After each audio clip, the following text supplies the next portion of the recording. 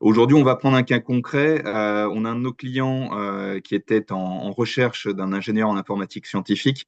Donc, si on peut passer au slide suivant pour voir un peu les problématiques. On parle d'un ingénieur en informatique scientifique. Le côté docteur à l'époque n'était pas forcément le plus important. C'était un gros bonus à la fois d'un point de vue technique, mais également d'un point de vue fiscal, puisqu'on a fini par embaucher un jeune docteur. Donc, il y a eu toute la panoplie sur ce sujet-là. On se retrouvait face à une problématique qui était assez récurrente, c'est-à-dire on était sur une entreprise qui était dans un domaine extrêmement spécialisé, hein, dans des forages, des simulations de forage, des choses comme ça qui sont assez complexes, qui recherchait quelqu'un depuis plus de 4 mois sans réussir à trouver un profil qui lui correspondait. On avait des indicateurs très techniques. Alors aujourd'hui, on prend cet exemple-là.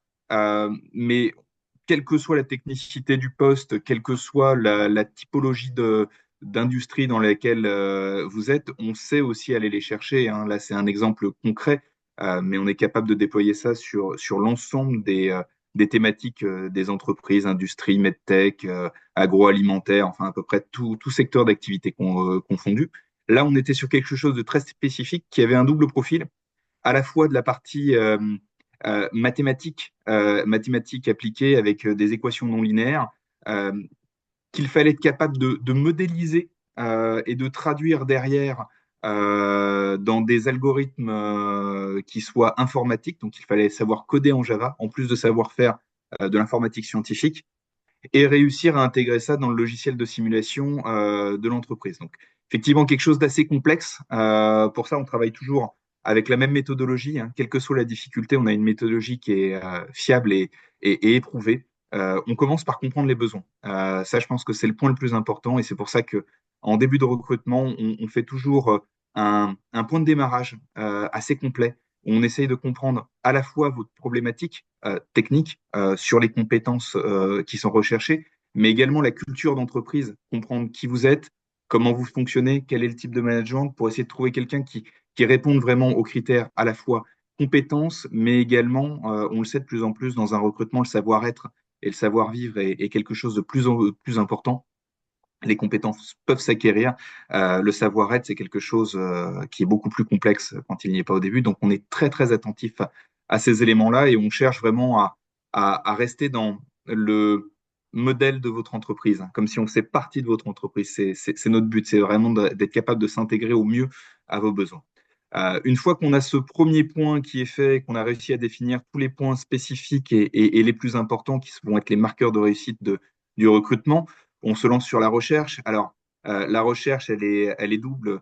Euh, Beaucoup de chasse, hein, souvent quand on est sur ces éléments-là, et c'est ce qui prend du temps, c'est ce qu'on vous permet, hein, c'est de libérer du temps de temps en temps à vos services recrutement qui sont pas forcément dimensionnés pour faire de la chasse. Et également les annonces dynamiques, les choses comme ça. On va pas se priver quand il y a des choses qui arrivent d'en prendre connaissance. On organise les premiers entretiens avec les candidats. On reste en communication permanente avec vous, c'est-à-dire que surtout au début, on va vous présenter plusieurs typologies de profils assez larges pour comprendre où sont les potentiels points bloquants par rapport à certains profils et recentrer hein, en forme d'entonnoir de plus en plus sur votre besoin spécifique, mais tout en gardant une ouverture d'esprit qui permette d'aller chercher de temps en temps des compétences transverses auxquelles vous n'auriez pas pensé en premier lieu, mais qui peuvent se révéler intéressantes. Euh, on reste en contact très proche. On est quasiment comme si on était en interne, hein. J'ai tendance à dire, c'est-à-dire que vous pouvez décrocher votre téléphone, nous dire, ah bah voilà, sur ce candidat que vous nous avez envoyé, il y a ça qui m'intéresse énormément, il y a ça qui est peut-être un peu moins bien. Est-ce que c'est quelque chose de faisable et est-ce que c'est quelque chose d'entendable? À partir de là, on construit la shortlist avec vous par rapport aux candidats qu'on a. Euh, sur les candidats qui sont présélectionnés, on va faire, si besoin, des tests de personnalité, des évaluations techniques, là, dans le cas précis.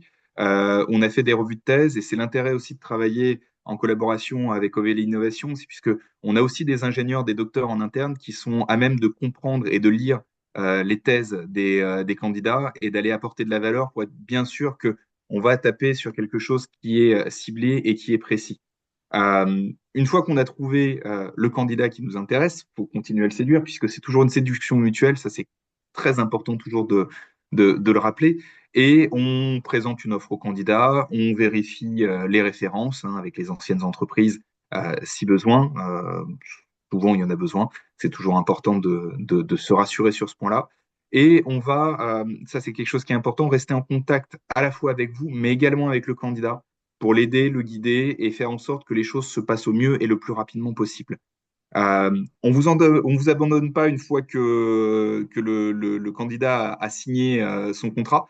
On reste là pendant la période d'essai du candidat. On fait un suivi sur les 3 mois qui suivent le recrutement pour savoir comment se passe l'intégration, pour avoir être sûr qu'il n'y ait pas de déviation au niveau de l'intégration. On vous fait des rapports sur le sujet. On reste en discussion ouverte et avec le candidat et avec vous.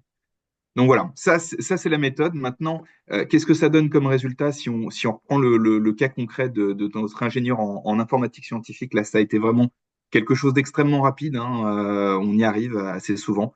Euh, on est sur un lancement de mission, comme je vous l'ai décrit, qui a eu lieu le 30 janvier. On a fourni les premiers profils quasiment dès 2, 3 jours, les 2, 3 jours qui suivent, justement pour cibler au mieux et essayer de comprendre où est-ce qu'ils étaient prêts à aller, où est-ce qu'ils n'étaient pas prêts à aller. C'est là qu'on a compris que le fait d'avoir un docteur était quelque chose quand même d'extrêmement important en termes de compréhension et de modèle de pensée pour l'entreprise. Donc, on a accès assez fortement sur le sujet, même si c'était un ingénieur minimum dont on avait besoin.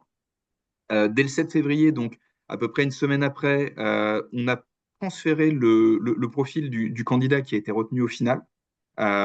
Et c'est là aussi où il y a quelque chose d'important, c'est que on va être extrêmement réactif, on va aller chercher des profils qui sont souvent en tension. Et quand on a une belle réactivité, comme ça a été le cas également de l'entreprise pour donner de la disponibilité sur les profils, puisque dès le lendemain, ils l'ont pris sur un premier entretien visio, ça permet de faciliter et de sécuriser aussi les profils clés qu'on arrive à vous trouver.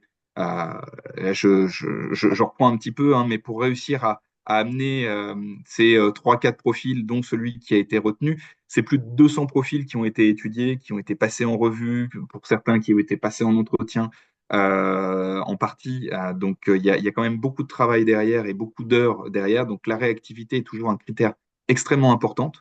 Entre le 8 février et le 15 février, on a réussi à organiser donc un entretien en physique avec le déplacement du candidat qui n'était pas physiquement sur le même lieu géographique que le client. Donc, on s'est occupé aussi d'aider à l'organisation. Léo est même allé chercher, je crois de mémoire, le candidat à la gare pour pouvoir l'aider, l'aiguiller. Donc ça fait partie aussi des choses qu'on fait hein, dès qu'on est présent géographiquement. On a une couverture un peu étendue pour faciliter les choses.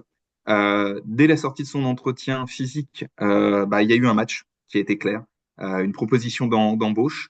On a enchaîné sur un petit mois d'administratif puisqu'il y avait aussi un visa de travail à aller chercher. Donc, solidifier toute la partie administrative, ça, c'est des choses sur lesquelles on vous accompagne un petit peu aussi pour vous aider, pas vous laisser seul face à ces problématiques-là.